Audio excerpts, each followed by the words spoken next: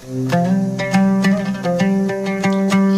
رسول اللہ، میرے دل کی دھڑکن آپ کے نام سے ہے، میری آنکھوں کی روشنی آپ کے ذکر سے ہے، کائنات کا ہر ذرہ آپ کی محبت کا گواہ ہے۔ لبوں پر بس ایک ہی صدا، یا رسول اللہ، یا حبیب اللہ، صلی اللہ علیہ یا رسول اللہ صلی اللہ تعالی علیہ وسلم۔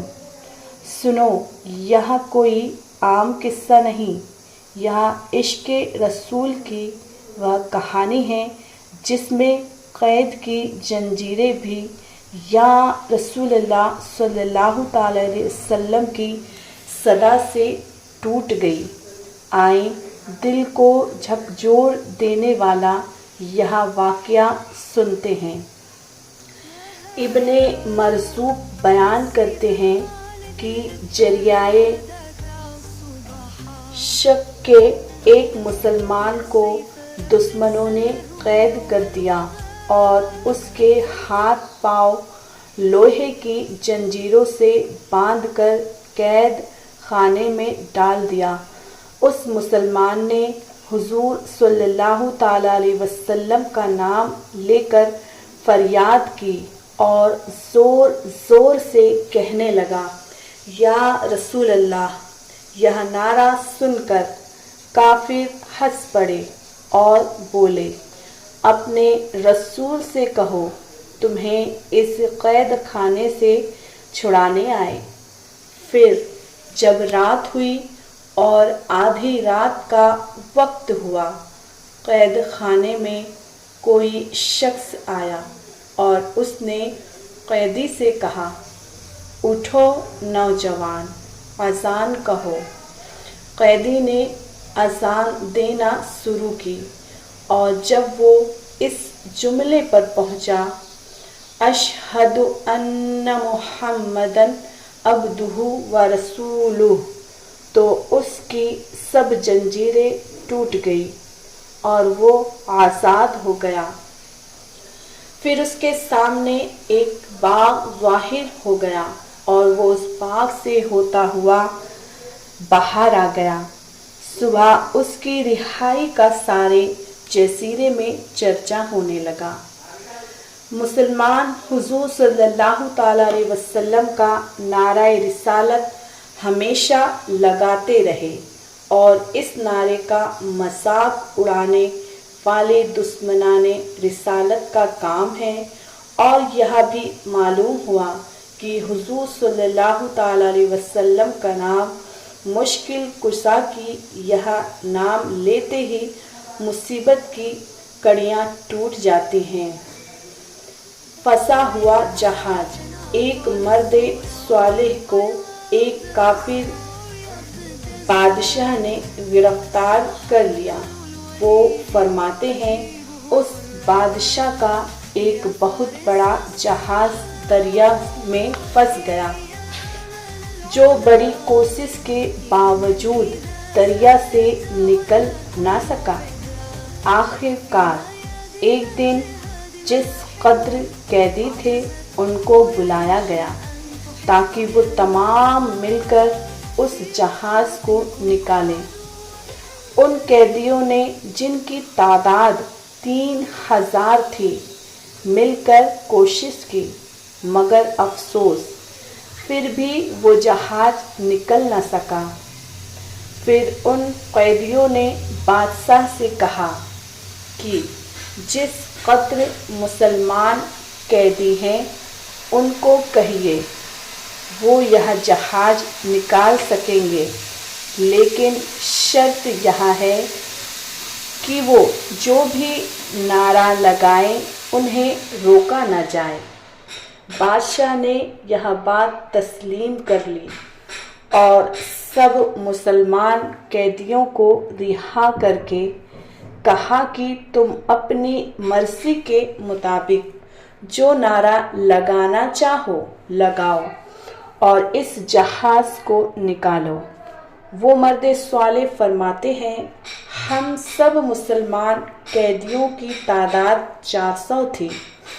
ہم نے مل کر نعرہ رسالت لگایا اور ایک آواز سے یا رسول اللہ کہا اور جہاز کو ایک دھکا لگایا تو وہ جہاز اپنی جگہ سے ہل گیا۔ پھر ہم نے یہ نعرہ لگاتے ہوئے اسے رکنے نہیں دیا حتیٰ کہ اسے باہر نکال دیا۔ نعرہ رسالت مسلمانوں کا محبوب نعرہ ہے اور مسلمانوں نے اسے ہمیشہ اپنائے رکھا، اور اس نام پاک سے بڑے بڑے مشکل کام ہو جاتے ہیں۔ پھر جو شخص اس نعرے کی مخالفت کرے کس قدر بے خبر ہے۔ ایک سید جادی اور مجوسی۔ ملک کے سمرقند میں ایک بیوہ سید جادی رہتی تھی۔ اس کے چند بچے تھے۔ ایک دن وہ اپنے بھوکے بچوں کو لے کر ایک رئیس آدمی کے پاس پہنچی اور کہا میں سید جادی ہوں، میرے بچے بھوکے ہیں، انہیں کھانا کھلاؤ۔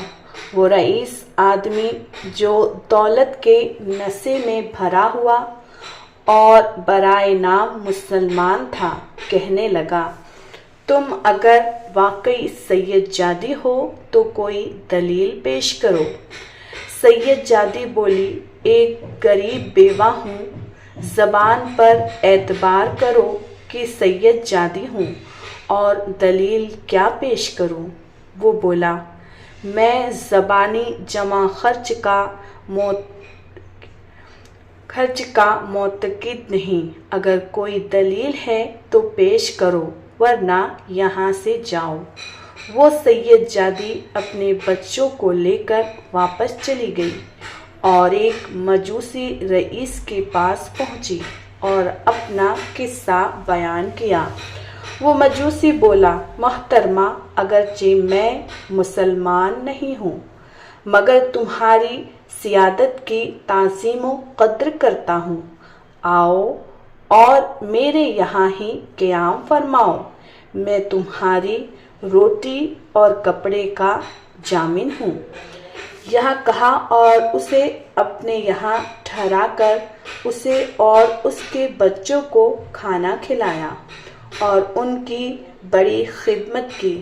رات ہوئی تو وہ برائے نام مسلمان رئیس سویا تو اس نے خواب میں حضور اقدس صلی اللہ تعالی علیہ وسلم کو دیکھا جو ایک بہت بڑے نورانی محل کے پاس تشریف فرما تھے۔ اس رئیس نے پوچھا یا رسول اللہ، یہاں نورانی محل کس لیے ہے؟ حضور صلی اللہ تعالی علیہ وسلم نے فرمایا مسلمان کے لیے۔ وہ بولا تو حضور میں بھی مسلمان ہوں، یہاں مجھے عطا فرما دیجئے۔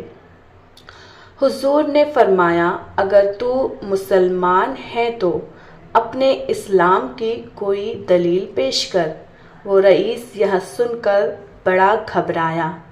حضور صلی اللہ تعالی علیہ وسلم نے پھر اس سے فرمایا میری بیٹی تیرے پاس آئی تو تو اس سے سید ہونے کی دلیل طلب کرے اور خود بغیر دلیل پیش کیے اس محل میں چلا جائے، ناممکن ہے۔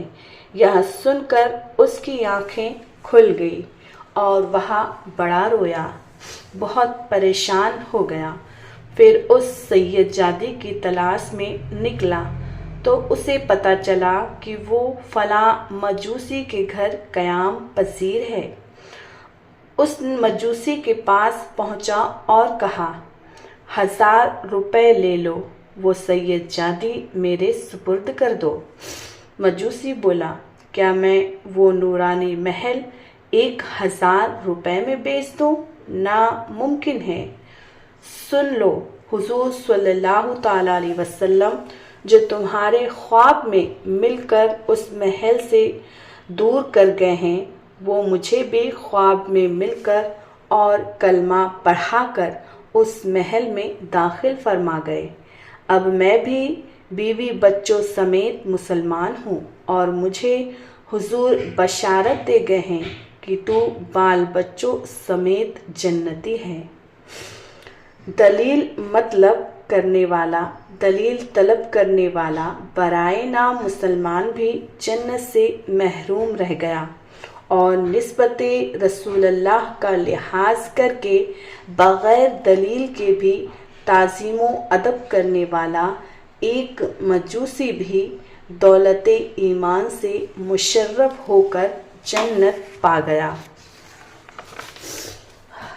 معلوم ہوا کہ ادب و تعظیم رسول اللہ صلی اللہ تعالی علیہ وسلم کے باب میں بات بات پر دلیل طلب کرنے والے برائے نام مسلمان بدبخت اور محروم رہ جانے والے ہیں۔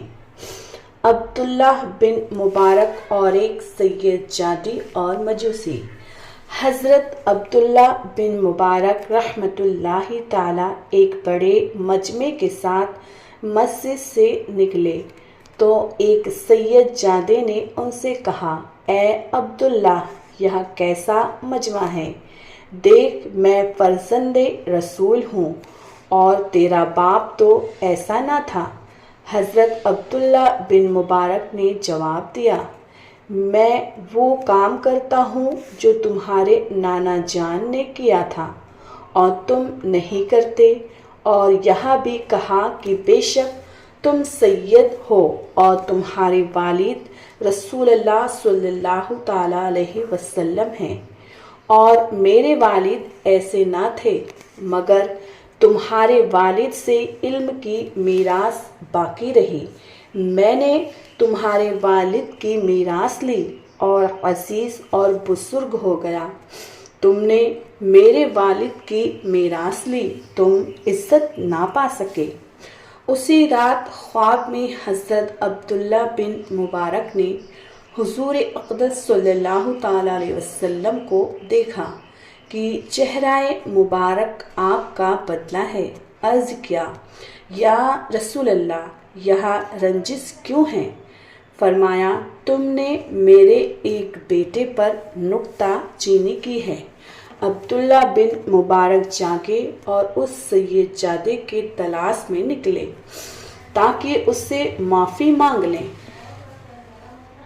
اس سید جادے نے بھی اسی رات کو خواب میں حضور پرنور صلی اللہ تعالی علیہ وسلم کو دیکھا، اور حضور اکرم صلی اللہ تعالی علیہ وسلم نے اس سے فرمایا کہ بیٹا، اگر اچھا ہوتا تو وہ تمہیں کیوں ایسا کلام کہتا؟ جاگا اور حضرت عبداللہ بن مبارک کی تلاش میں نکلا۔